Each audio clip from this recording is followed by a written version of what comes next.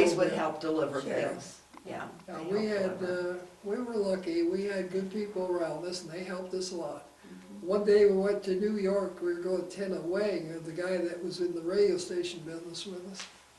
And it's hectic day, everybody's getting ready, so the kids brought out the suitcases, put them in the car and away we went.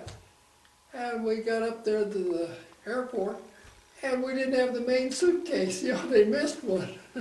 And here it was, a big wedding the next day. And so I told the guy up at the airport there, I said, well, we're short one, but I called and they're gonna bring that suitcase up.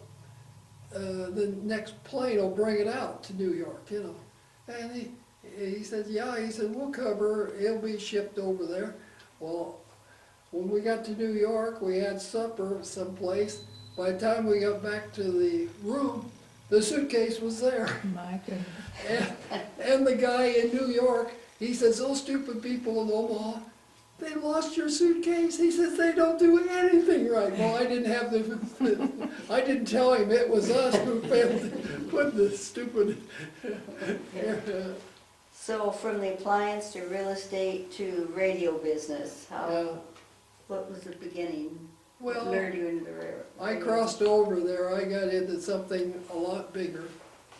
And of course, I discovered I had a big obligation because I used to have good announcers, retired announcers in Omaha would come down and work at KOTD a lot. So I had Joe Martin, who took Johnny Carson's place at WW. I can picture them, I can't think of their names anymore. But these were guys that been in Omaha radio and they got pushed out. Well, with our older format, they all wanted to come down and work here because they brought their records a lot of times. They were talented Yeah, people. that's when they still had to spin the records and stuff, Yeah. not like today. Tell And us what- about your programming. What were your hours and what kind of programming you had? And Well, to start out with, we got a daytime license, 250 watts. We had 3 towers, and it was surprising it'd go quite a ways because my mom insists on Sunday afternoons in Kansas City, they drive out to park and they Dear. could listen to it. that's a long It was kind of a freak deal, went down the river bottom, I suppose, because she used to do the polka show, so they'd hear her do the show. And Sometimes it bounces off the clouds, doesn't oh, it? yeah. If it's a cloudy day, you get more. AM's especially good Yeah. at that. So then, of course, I'm part engineer, and we re-engineered it. We got up to 1,000 watts. Non-directional, which was 1 tower. And but I got some nighttime wattage low.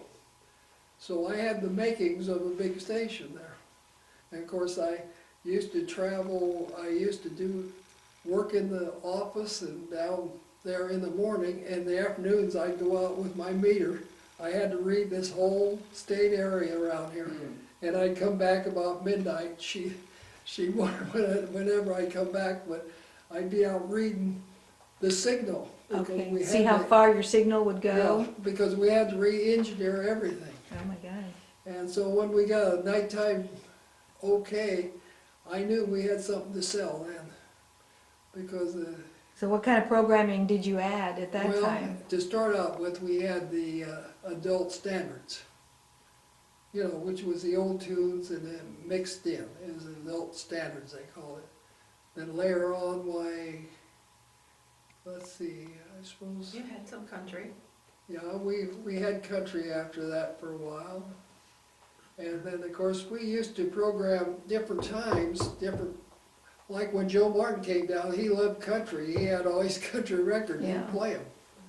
And to show you the success of that little station, they had that plant out in Lincoln. They used to make motorcycles and stuff. Kawasaki. Yeah, and the Chamber of Commerce out there done a big promotion to get them to put that plant in there.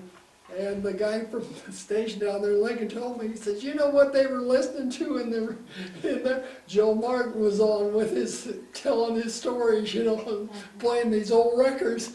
And he said, here we got all the businessmen from Lincoln and listening to plasma radio.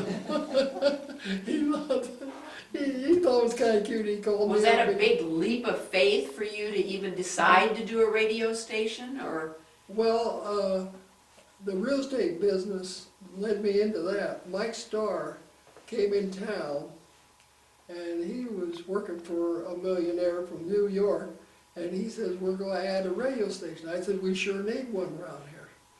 Then Mike went ahead, and it takes, what, 5 years or so for the FCC? Well, you had the property for sale, Yeah. and he bought the property to build it. And it had to be up on a hill. Not necessarily. Oh, it didn't necessarily have to be But on, that's good for FM. yeah, okay. But Mike, Then he Well, tried for well- a while, but well, no, at that time, you could only own 8 radio stations in the United States. Oh, And by the time this license came up, they already owned 8 radio stations. Mike says, I hate to tell you this, but he says, we can't be no part of that radio station anymore. We were going to divide half and half. So that's how I got started. And then I got Dave Messing. He came in and helped me originally start it too. yeah, Dave and he Jimmy. built it. Yeah, so it worked out okay, but we were around the clock with activity. Started in 1970. Okay, that's right. And what was the 1970 through, I finally sold the AM in 2000, but I sold the FM in 90-something, 97 or 96. so you operated it for 30 years? But that Right. radio station that we started out with 250 watts, it's 50,000 watts now, Wow. the AM. And the FM, they've tripled the power. See, I had enough engineering experience that I worked into bigger things because our business wasn't that big. We were paying our bills, but we weren't making any money. So when these guys looked at that, they said, well, we could take this into Bellevue. They took the radio station up there for a while, and then they took it into Omaha. and so the only way you make money is selling ads. Oh, sure. That's, And The only way. Plasma, no discredit to anybody, just they were losing businesses. You That just time. didn't have the numbers anymore. yeah, And that meant I had to go to Bellevue or Omaha, and I didn't want to do that yeah. with the farm down here and all. So I stayed here and I sold it. And everybody says, boy, that was the time to sell it. And it moved, yeah. Irene, have you always done the book work or has others been hired? That's all I've done for You've done- 58 years.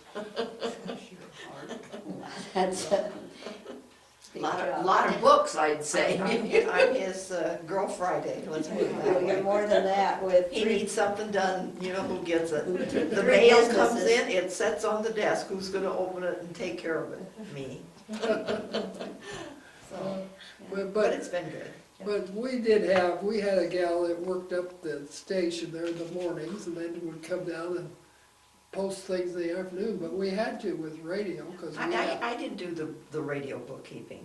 I did, Josephine, his sister, took care of that. She was the person that did the books for the radio station. I didn't handle well, that she stuff. overseed it, but You know, really, she we did had, that.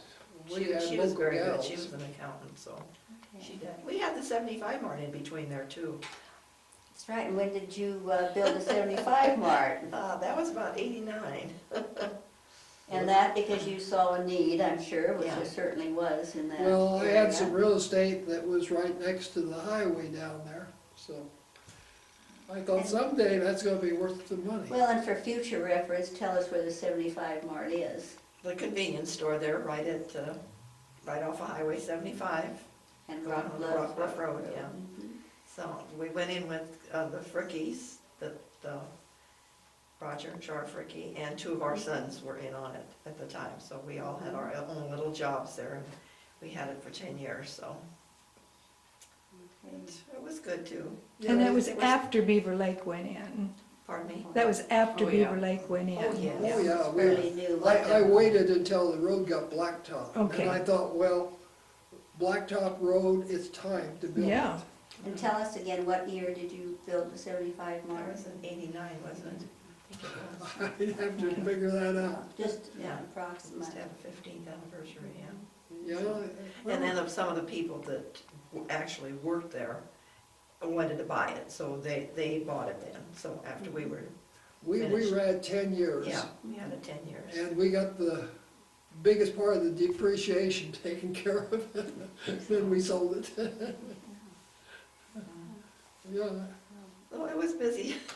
We've been busy, yeah. and again, we had good people down there that kept Yeah. things Are there going. Oh, yeah. Yes, we do have, you did bring some pictures. Let's show some pictures. We've been at it an hour. Yeah, Let's show plus, some I think. pictures, and if we decide to do more at another time, We did mention your participation in the Cass County King Corn Carnival, and this picture shows the year that you were king, and is that one of the Mayfield ones?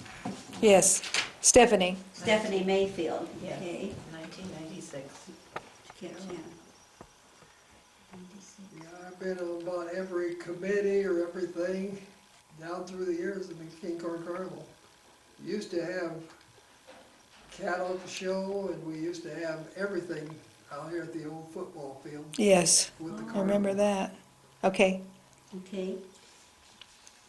And we have a few, Warga used to bring these into my office, the calendars, that have a calendar every year. okay, all right. We've got Oh, this is a lot KOT. of those. Got a lot of things to clean up after that radio.